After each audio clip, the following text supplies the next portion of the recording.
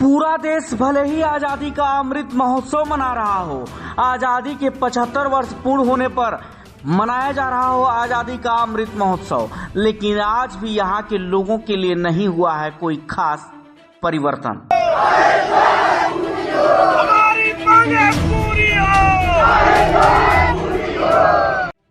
बता दें कि सोनभद्र जनपद यूपी के आदिवासी बाहुल जिले से भी जाना जाता है, किंतु यहां आदिवासी के बड़े तबके के लोगों को आज भी कई समस्याओं का सामना करना पड़ता है। जिले के 54 विकास खंड के सामने सैकड़ों की संख्या में लोगों ने प्रदर्शन किया, जिससे कुलमोरी, बैरपुर, पनारी इत्यादि गांवों के लोग आज आदिवासी विकास मंच के बैनर तले विभिन्न मांगों को लेकर प्रदर्शन किया।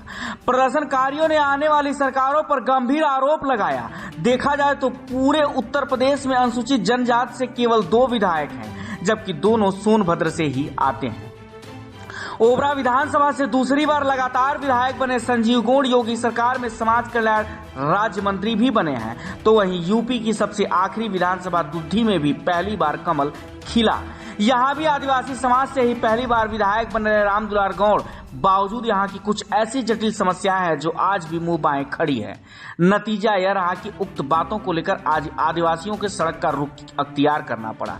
इतना ही नहीं, सोनभद्र जनपद भारत के आकांक्षी जिले में भी आता है, लेकिन अगर इन समस्याओं को देखें तो विकास के दावे की हकीकत भी कुछ अलग समझ आती है।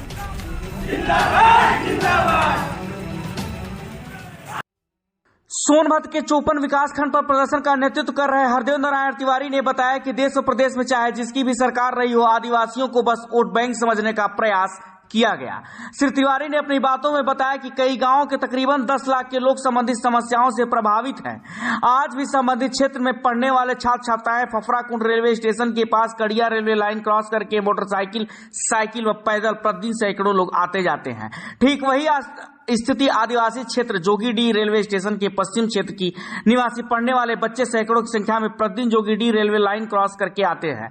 दोनों जगह पर रेलवे लाइन क्रॉस करते समय खतरे की संभावना निरंतर बनी रहती है। वहीं दूसरी ओर जोगीडीह स्टेशन के पश्चिम की तरफ से रहने वाले आदिवासियों का विकास इसलिए नहीं हो पा रहा है कि जिसका परिणाम यह होता है कि रेलवे क्रॉसिंग न होने से वहां जीवनदायिनी एम्बुलेंस जैसी गाड़ियां भी नहीं पहुंच पाती, जिस कारण से लोगों को कई मूलभूत सुविधाओं से भी वंचित होना पड़ता है। और क्या कुछ कहा है वक्ताओं ने, आइए आपको खुद सुनाते हैं। रेलवे स्टेशन आदिवासी विकास क्षेत्र, आदिवासी क्षेत्र में कोई ऐसी व्यवस्था नहीं है, कोई साधन नहीं है एक ट्रेन के अलावा कि कम से कम वो आदिवासी लोग अपने मुख्यालय चाहे लखनऊ हो चाहे। कितने वर्षों से यह समस्या आ रही है? ये समस्या आज 25 साल से चल रहा है और इस समस्या के लिए आज इसमें आप जिम्मेवार किसे मानते हैं? इसके लिए जिम्मेदार रेलवे प्रशासन को मानते हैं, सरकार को मानते हैं। तो 25 साल पहले जो सरकार रही होगी, क्या उसकी जिम्मेदारी नहीं थी? बिल्कुल जिम्मेदारी थी, वहाँ भी लापरवाही हुई है, आप मानते हैं? बिल्कुल लापरवाही है, इनको एकदम अनदेखी, सिर्फ इनको अपने वोट का इस्तेमाल करने का काम करते हैं लोग। और इनके समस्या के तरफ ये कोई हमारी मांग होनी चाहिए, ये खुद हमारे जो नेता हैं उन लोगों को सोचना चाहिए कि आखिरकार में इधर की जनता कैसे जाएगी। अगर इस प्रदर्शन के बाद भी आपकी बात नहीं बनती है तो अगला कदम आपका क्या होगा? अगले महीने के 7 तारीख को 101 आदिवासी भाई बहन अनिश्चितकालीन भूख हड़ताल पर बैठेंगे और इससे भी अगर समस्या का समाधान नहीं किया गया तो हम लोग बड़ा आंदोलन करने की तैयारी करेंगे। क्या इस आंदोलन का एक हिस्सा, एक अंश 2024 चुनाव से जोड़कर भी माना जाए? कोई मतलब नहीं हम 2024 के चुनाव से, ये 2024 से हमसे कोई लेना देना नहीं। हाँ, ये तब लेना देना होगा जब हमारी बात नहीं सुनी जाएगी, तो फिर 2000। राजनीतिक तौर पर आपका समर्थन आपको, आपकी मांगों का कौन किससे मिल रहा है, कौन कर रहा है? हम सारे राजनीतिक पार्टियों को, हमने मेरा जो ज्ञापन दिया जा रहा है उसमें सभी दलों को मैं आमंत्रित किया हूँ, अपने सांसद महोदय को आमंत्रित किया हूँ, विधायक और माननीय मंत्री जी को मैंने आमंत्रित किया हूँ और सांसद महोदय ने भी पत्र लिख करके भेजा है, DRM को भेजा है, रेल मंत्रालय को भेजा है, लेकिन किसी की कोई सुनवाई नहीं हो रही। आखिरी सवाल, जितने जिम्मेदार इस समस्या को लेकर आज की सरकार है, क्या आप पहले की कांग्रेस सरकार भी कहीं न कहीं जिम्मेदार है मानते हैं? चाहे जो भी सरकार है, मैं तो बार बार कह रहा हूँ कि चाहे वो कांग्रेस की सरकार रही हो, चाहे वो जिसकी भी प्रदेश सरकार की भी जिम्मेदारी होती है कि उसकी भी जिम्मेदारी होती है कि इस चीज को करें, चाहे जिसकी भी सरकार रही हो, उस सरकार से कोई मतलब लेना देना नहीं है। ये समस्या आज तक के पड़ी हुई है, क्या उनको पता नहीं है कि आदिवासी कैसे आगे जाएंगे?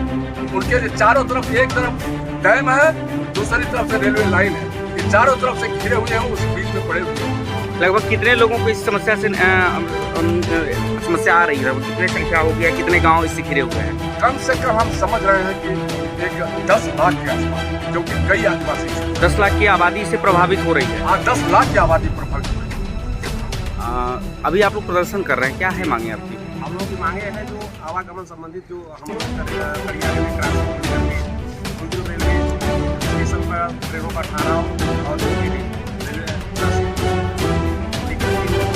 समस्या है और वो लाखों लोगों की संख्या। पूरे यूपी में 2 आदिवासी विधायक हैं, कहा जाए अनुसूचित जनजाति के विधायक हैं, वो भी केवल सोनभद्र में हैं।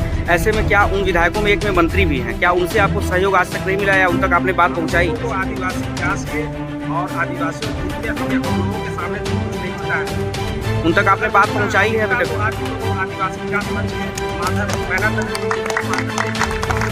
मतलब कहीं न कहीं आदिवासियों के साथ छलावा है, ऐसे में माना जाए? छलावा है। ये जो है लोग जैसे कठपुतली वाला काम कर रहे हैं लोग, इससे हम लोग संतुष्ट नहीं है, क्योंकि हमारे विकास, हमारे शिक्षा, रोजगार, स्वास्थ्य सब कुछ को देखा जाए हम लोग धरातल पर बैठे हैं। जैसे आज़ादी से शुरू की हम लोग उस तरीके से, हम आज़ादी की बात की हम लोग इस तरीके से हैं, इसका जिम्मेदार हमारे जनप्रतिनिधि है।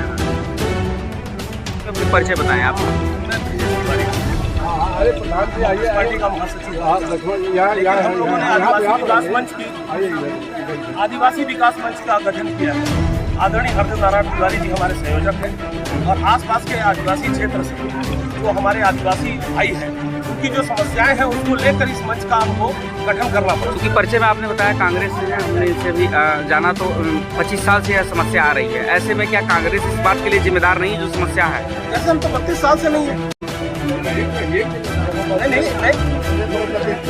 हम 32 साल से यहाँ नहीं है सरकार में।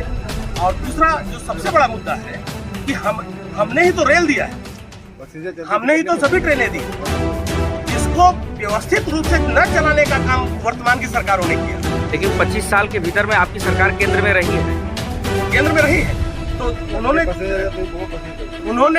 पर्याप्त ट्रेनें चलाई और जो व्यवस्था हो सकती थी आदिवासियों के लिए वो किया। यहाँ तो मैं आपसे कहूँगा भाई साहब कि आदिवासियों को तो एक चुनाव लड़ने का अधिकार नहीं था। हमारे नेता राहुल गांधी जी ने इनको अधिकार दिया कि ये चुनाव लड़ पाएंगे, तो कोई चुनाव लड़ने के लायक नहीं थे बेचारे। सत्ता दल में 2 आदिवासी समुदाय से ही आते हैं, जो एक मंत्री भी हैं और एक विधायक है दूसरी और ओरा विधानसभा। ऐसे में उनका सहयोग यहाँ पे न मिलना, आप इसे लेकर क्या? यह बहुत दुखद है। मैं किसी पे कोई टिप्पणी व्यक्तिगत नहीं करना चाहता, लेकिन यह दुखद है। हमारे आदिवासी भाई आज उसी स्थिति में है जैसे 25-30 साल पहले थे, जो 50 साल पहले थे। आज भी जुआड़ का पानी पीने को ये मजबूर है। इनके पास न यातायात का साधन है, न इनके पास आज पर्याप्त लाइटें हैं, न इनके बच्चों के लिए पर्याप्त स्कूल है। तो इस दिन की याद कांग्रेस को 2024 चुनाव के नजदीक आते ही क्यों आई? नहीं, ये मुद्दा हमारे हरदेव नारायण तिवारी जी के साथ हम लोगों ने हमेशा, जब भी आदिवासियों को जरूरत पड़ी है, हम लोगों ने साथ में इस मुद्दे को उठाया है, लगातार मुद्दा उठाया है।